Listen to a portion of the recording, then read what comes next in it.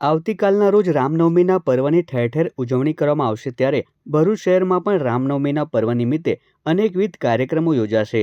રામનવમી નિમિત્તે વિવિધ વિસ્તારોમાં શોભાયાત્રાનું પણ આયોજન કરવામાં આવ્યું છે। ત્યારે કોઈ અનિચ્છનીય બનાવ ન બને તે માટે પોલીસ દ્વારા કવાયત હાથ ધરવામાં આવી છે। એ ડિવિઝન પોલીસ દ્વારા સંવેદનશીલ વિસ્તારોમાં ફૂટ પેટ્રોલિંગ કરવામાં આવ્યું હતું। સોનેરી મહેલ વિસ્તાર સ્થિત ભરૂચ શહેર એ ડિવિઝન પોલીસ સ્ટેશન ખાતેથી ફ્લેગ માર્ચ નીકળી હતી, જે જૂના ભરૂચના વિવિધ વિસ્તારોમાં ફરી હતી। ડીવાયએસપી સી.કે. પટેલની અધ્યક્ષતામાં આ ફ્લેગ માર્ચનું આયોજન કરવામાં આવ્યું હતું। રામનવમીની શોભાયાત્રા દરમિયાન કાયદો અને વ્યવસ્થાની પરિસ્થિતિ જળવાઈ રહે તે માટે પોલીસ દ્વારા ચાપતો બંદોબસ્ત ગોઠવી દેવામાં આવશે।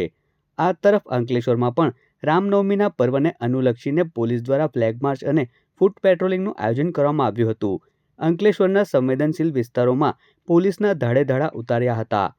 અંકલેશ્વર વિભાગીય પોલીસ વડા ડોક્ટર કુશલ ઓઝાની અધ્યક્ષતામાં ફ્લેગ માર્ચનું આયોજન કરવામાં આવ્યું હતું, જેમાં police inspector, police sub inspector સહિતના અધિકારીઓ જોડાયા હતા અને લોકોને શાંતિ તેમજ સુરક્ષાનો અનુભવ કરાવ્યો હતો।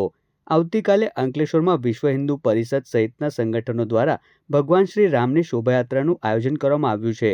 ત્યારે કોઈ અનિચ્છનીય બનાવ ન બને તેની પોલીસ દ્વારા તકેદારી રાખવામાં આવી રહી છે। આવતીકાલે 6 એપ્રિલ 2025ના રોજ Ankleshwar GIDC police station, Ankleshwar B division police station વિસ્તાર તથા અંકલેશ્વર એ ડિવિઝન પોલીસ વિસ્તારમાંથી લગભગ 7 જેટલી રામનવમીની શોભાયાત્રાઓ નીકળનાર હોય તે અનુસંધાને કાયદો અને વ્યવસ્થા જળવાઈ રહે તે માટે આ વિસ્તારોમાં એરિયા ડોમિનેશન તથા ફ્લેગ માર્ચની કાર્યવાહી હાથ ધરવામાં આવી। આ કાર્યવાહીનો ઉદ્દેશ્ય એ છે કે શહેર વિસ્તારમાં શાંતિ જળવાઈ રહે, કોમી એકલાસ જળવાઈ રહે તથા આ જે ઉત્સવ જે છે તેનો ઉલ્લાસપૂર્વક, શાંતિપૂર્વક આપણે ઉજવણી કરી શકીએ। તો તમામ શહેર જનતાને ભરૂચ જિલ્લા પોલીસ વતી અમારી અપીલ છે કે આ તહેવારોમાં શાંતિ જાળવી રાખીએ। કોઈ પણ પ્રકારનો પ્રશ્ન હોય તો કાયદો વ્યવસ્થા હાથમાં ન લઈ, કાયદાને હાથમાં ન લઈ પોલીસના સહકારમાં રહીને આપણે આ કાર્યક્રમોની ઉજવણી કરીએ।